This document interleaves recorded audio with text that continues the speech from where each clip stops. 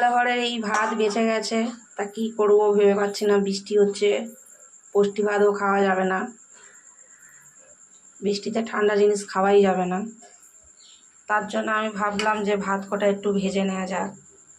তার জন্যে আলু, বরবটি, গাজর সব কুচিয়ে নিয়েছি, আর একটু সয়াবিনও দিচ্ছি,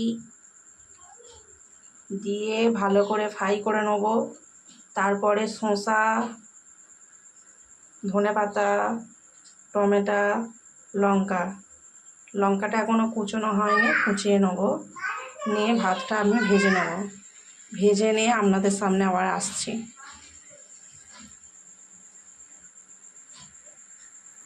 আমার ভাত ভাজা রেডি, দেখুন। এইভাবে আপনারা বাচ্চাদের